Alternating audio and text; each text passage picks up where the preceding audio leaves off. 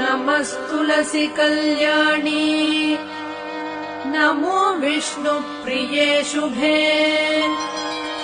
नमो मोक्षप्रदे देवी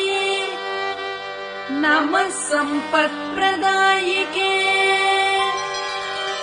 तुलसी पातु मां नित्यम्